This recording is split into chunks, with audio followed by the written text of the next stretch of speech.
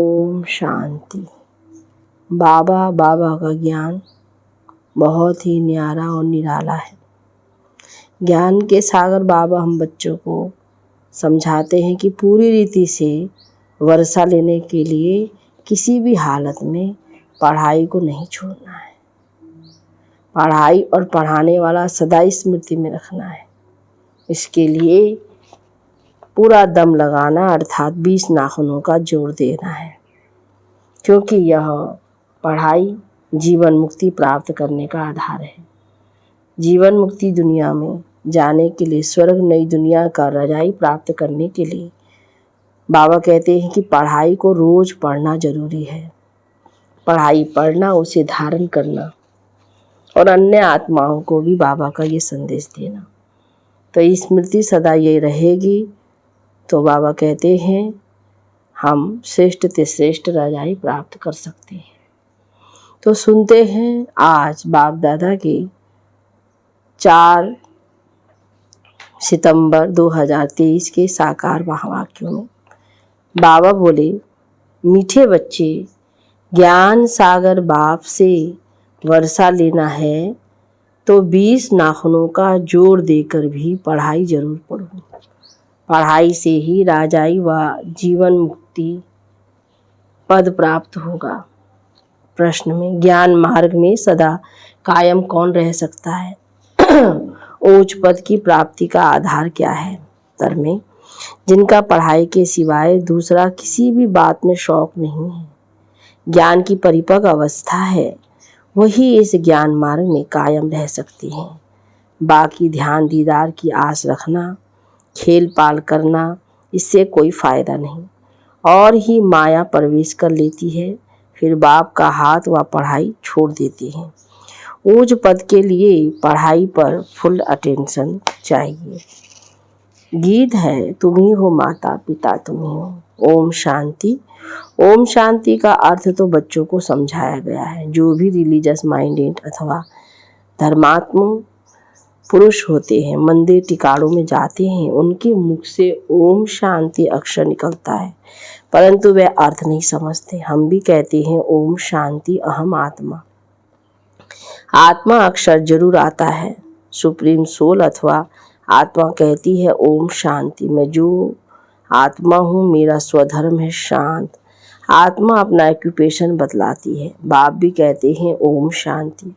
हम भी आत्मा है, परंतु मुझे परमात्मा कहते हैं, क्योंकि मैं सदैव परमधाम में रहता हूँ। मैं जन्म मरण में नहीं आता हूँ।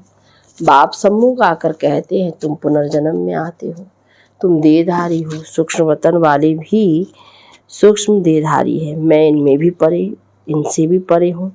मुझे कोई स्थूल शरीर नहीं है। सूक्ष्म शरीरधारों कहते हैं ये ब्रह्मा है, या विष्णु, ये शंकर है। नाम तो शरीर का हुआ ना, आत्मा का तो नहीं है। आत्मा शरीर धारण करती है, तब शरीर पर नाम पड़ता है।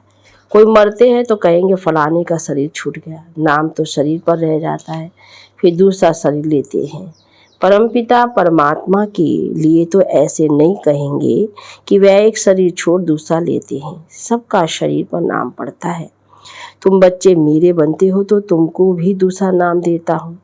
जैसे गुरु लोग नाम देते हैं ना, आजकल कन्या शादी करती है तो उनका भी नाम बदलता है। पुरुष का नहीं बदलता, क्योंकि पुरुष को तो धंधा करना है अपने नाम से। माताओं का तो धंधा है नहीं, इसीलिए उनका नाम बदल सकता है।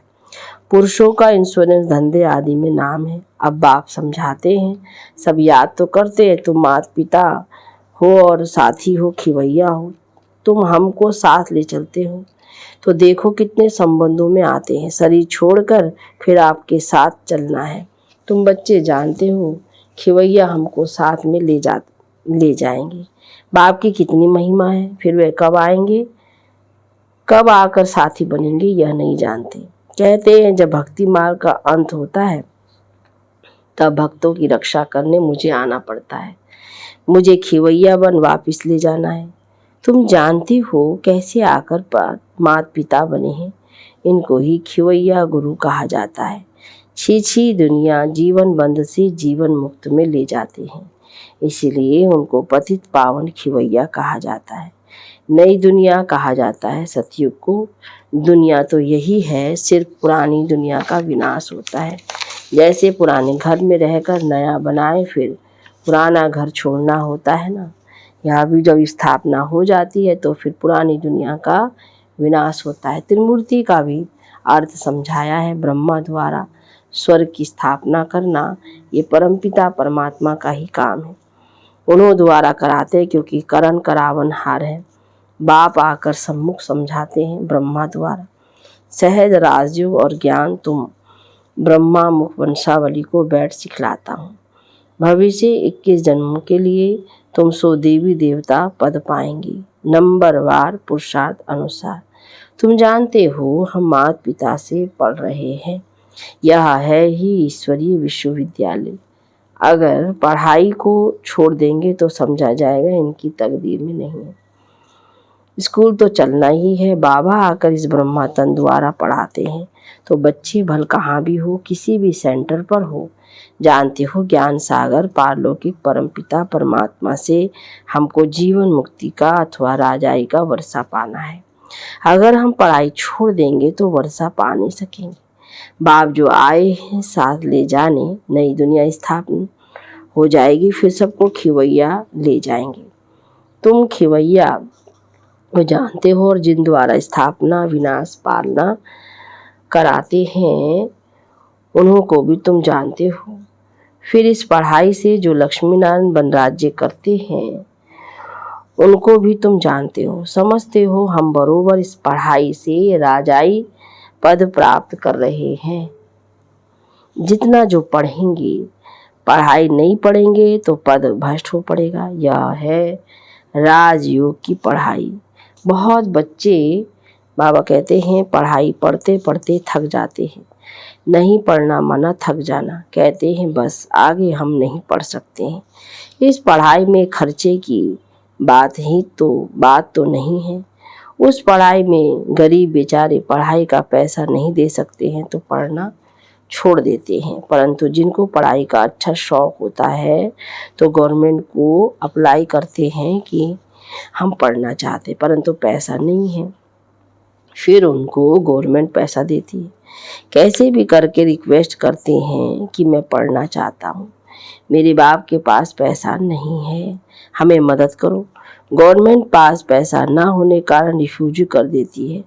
समझते हैं हमको पढ़ना तो जरूर है, फिर क्या करेंगे, बड़े साहूकार व दानी पुरुष के पास जाएंगे।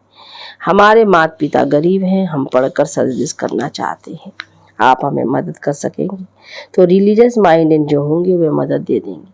कन्याएं ऐसे रिक्वेस्ट नहीं कर सकती, पुरुष कर सकते हैं। पढ़ाई से इनकम बहुत होती है। यहाँ ये पढ़ाई भी है और ये सौदा भी है। बाप सौदागर रत्नागर है और फिर ज्ञान सागर है। माता पिता बेहद का ज्ञान सागर कहते हैं। मैं कल पहले माफी तुमको राजयोग सिखाकर राजाओं का राजा बनाता हूँ। सब पॉइंट्स धारण करनी है। बालिक बुद्धि अच्छी रीति धारण कर सकती है। बुद्धि पर ही सारा मदार है। कोई की सतो प्रधान, कोई की सतो, कोई की रजो तमो बुद्धि है। उस पढ़ाई में जो स्टूडेंट्स जानते हैं उनकी बुद्धि कैसी है। सतो प्रधान बुद्धि वाले पास विद ऑनर होते हैं, उन्हें फिर मॉनिटर आदि बनाते हैं। स्कॉलरशिप भी मिल जाती है। यह फिर बेहद का स्कूल है। इनमें भी सतो रजो तमो बुद्धि है।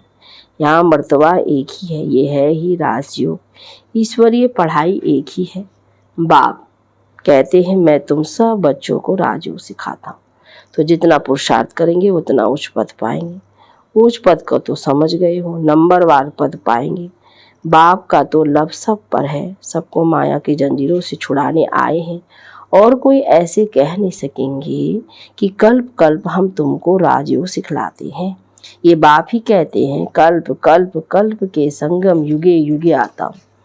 मनुष्य ने फिर युगे युगे लिख कितनी भूल कर दी है। बाप कहते हैं मैं पतित पावन हूँ, मैं आता हूँ तुमको पावन बनाने, कलयुग अंत और सतयुग आदि के संग। इस समय बाबा आया हुआ है तो अच्छी रीति पढ़ना है। विनाश भी सामने होने वाला है। 20 नाखून का जोर देकर पढ़ना है, हिम्मत दिखानी है, पढ़ाई नहीं छोड़नी है। जो पढ़ाई छोड़ देते हैं वे नापास हो गिर पड़ते हैं। बच्चों को सावधानी मिलती है, कोई भी काम व क्रोध का व लोभ मोह का भूत नहीं आना चाहिए। दिल दर्पण में अपने को देखते रहो, मैं लायक हूँ लक्ष्मी को वरने। नारद का भी एक मिसाल लगा दिया है, भगत तो सब तुम सब हो ना। भक्ति मार्ग में मेल्स में नारद उत्तम गाया हुआ है और फीमेल्स में मीरा, वह है भक्ति मार्ग। ज्ञान मार्ग फिर देखते हो मम्मा बाबा का नाम बाला है, फिर उनकी विजय माला भी बनी हुई है। सिमरन उनको किया जाता है जो सुख देते हैं, उनका यादगार बनाते हैं। अभी उन्होंने क्या किया, कोई ने करके कॉलेज खोल, दान पुण्य बहुत किया, और क्या करेंगे। अभी फिरंगियों से अंग्रेजों से राज्य ले, कांग्रेस ने राज्य किया। बाप कहते ये तो रुड़ के पानी मृग तृष्णा मिसल राज्य है, भल कितना भी सुख है परंतु यह सब रुड़ के पानी मिसल। बाहर का भपका बहुत है, ये साइंस भी 100 वर्ष चलती है। ये दादा जब बॉम्बे में सर्विस पर था तो ये बिजली टेलीफोन आदि कुछ नहीं था। अब ये साइंस ने कितना कमाल किया है। अभी बाकी थोड़े वर्ष हैं। साइंस का घमंड 100 वर्ष से शुरू हुआ है, सतयुग के 100 वर्ष में पता नहीं क्या कर देंगे। वहाँ इन सब चीज़ों में बल रहता है जो तुम यहाँ से ले जाते हो। अखंड अटल सुख शांतिमय राज्य करने के लिए तुम बल ले जाते हो, तो पढ़ाई पर इतना टेंशन देना चाहिए, इतना पुरुषार्थ करना चाहिए। तुम जानते हो इस माता पिता से सुख घनेरे मिलते हैं, फिर अगर चलते चलते छोड़ देते हैं तो गोया सुनते ही नहीं। ना सुना जाकर अपने धंधे धोरी में लगा तो खलास। जो पाया सो पाया, हाथ छोड़ने बाद फिर माया एकदम हप कर लेती है। गज को ग्रह माया ग्रह हप कर लिया, ये तो होना ही है। तुम देखते भी हो कैसे अच्छे अच्छे बड़े बड़े निमंत्रण देने वाले, सेंटर खोलने वाले भी पढ़ाई को छोड़ देते हैं। कहेंगे ड्रामा अनुसार इनकी तकदीर में इतना ही था। फिर उनका क्या हाल होगा, माया एकदम खा लेती है। कितने खत्म हुए, बहुत ध्यान में जाने वाले, खेल पाल करने वाले आज है नहीं। यह ध्यान दीदार की आशाएं कभी नहीं रखनी चाहिए। आशा रखते हैं तो आशा में विघ्न पड़ जाते हैं। माया की भूत भी प्रवेश कर लेते हैं। ध्यान का कितना पाठ बजाते हैं। जो 5-7 रोज ध्यान में बचपन के पाठ में रहते थे, महारानी बन जाते थे, आज वह नहीं। इससे कोई फायदा नहीं। ज्ञान की परिपक्व अवस्था वाले ही कायम रह सकते हैं। कभी भी ध्यान में जाने की आशा नहीं रखनी चाहिए। बाबा जो पढ़ाते हैं वे ध्यान करना है, जितना पढ़ेंगे उतना ऊंच पद पाएंगे। तुम बच्चों को भी याद रखना है, हमको परम पिता परमात्मा पढ़ाते हैं।